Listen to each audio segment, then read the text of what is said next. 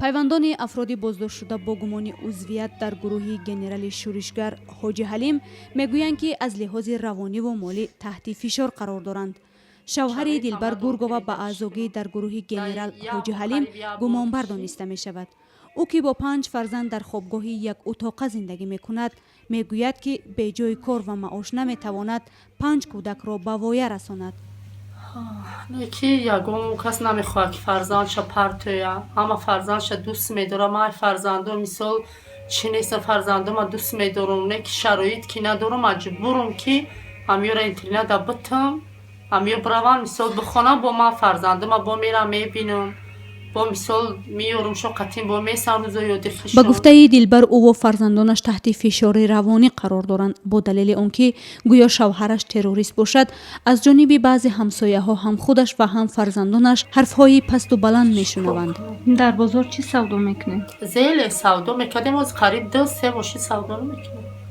намемонам ай мерай ки сиросир мекунам, мерай чапгирӣ мекунам, мисоли шӯи хеле одамай гуфта намемонам кор кунем. ва дигар хеле чи савдо ам намекунем. шавҳари дилбар гургова амрулло нуруф қаблан ба ҳайси ронанда кор карда барои қисмҳои низомӣ хӯрок мекашондааст. ӯ шаби 4 сентябри соли 2015 бо дархости фармондеҳи собиқаш ки бознишаста будааст, одамони ҳоҷи ҳалимро ба гардиши фурудгоҳи пойтахт интиқол додааст. зебшид амушав рафта буд мошин қатъи мошиншон камерада омадай. ба мисолу командиршон буд занг зад ки мисол ҳама бояд ки хича таслим кунад.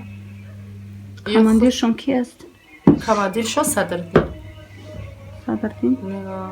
ваям пенсионер буд, ваям кор намекард. мисол ӯам қатъи уна буд 6-7 сол буд пенсионер, ӯ дар хонаш буд.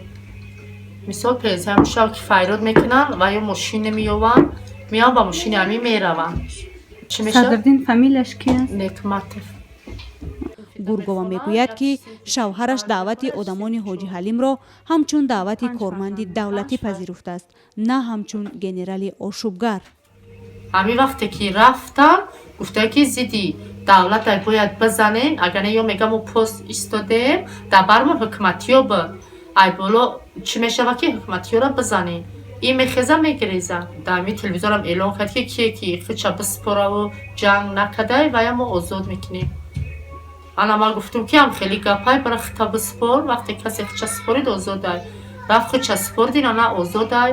на чай на бурдани қастатияшон задан. ин модари 5 фарзанд мегӯяд баъди боздошти шавҳараш зиндагиаш печида шуд ва акнун наметавонад ҳатто иҷорапулиро сари вақт супорад. фарзандо ина иҷоранишинем 485 сомон месупорем. як ҷуда кор мекунем 10 сом ош мегирем, 10 сом зиндагида намераса. кор намекунем, савдо мекунем, намемонад раҳода савдо кунем, сиросир мекунам. дигар зиндагӣ чӣ хеле кунем, шароит нест. бархе аз хонаводаҳои дигар низ аз ин шикоят доранд ки дар баробари бори сангини зиндагӣ ҳамчунин зери бори иттиҳоми ҳамсарони худ мондаанд.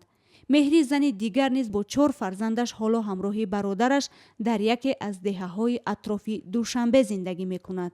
кӯдакома ҳар гап мегуфтанд ки отаи шумо террориста, ё мегуфтанд хидмат дар ҷои кор ҳар гап мегуфтанд ки зани террориста. дар ҳамин хонаи додарам хешта борони баҳс кардан рафтан омадан хонама тафтиш мекардан намихел коргароёргана. хеле та зиндагӣ ма ҳамин додарам пеш бурдестай. бар пояи иттилои мақомоти қудратии Тоҷикистон барои даст доштан дар ташкили ошӯби ҳоҷи ҳалим ё Абдуҳалим Назарзода ҳудуди 200 нафар боздошт шудааст. амалиёти зидди гурӯҳи ҳоҷи ҳалим ки 12 рӯз идома кард, дар пайи 2 ҳамлаи мусаллаҳонаи рӯзи 4 сентябр ба шӯъбаи корҳои дохилии шаҳри Ваҳдат ва ба як постгоҳи милиса дар маҳаллаи гардиши фурудгоҳи Душанбе ки дар маҷмӯъ 9 тан аз нирӯҳои милисаро кушта бар ҷой гузошт оғоз ёфт. мақомот ин ҳодисаро кӯшиши табаддулоти давлатӣ унвон карданд ва масъулияти таҳия ва раҳбарии ин ҳамлаҳоро ба дӯши муовини вазири дифоъ генерал майор Абдуҳалим Назарзода гузоштанд. استقامت و کارخانه نانپزی منصوب به حاجی حلیم نظرов واقع در کوچه احمدی دانش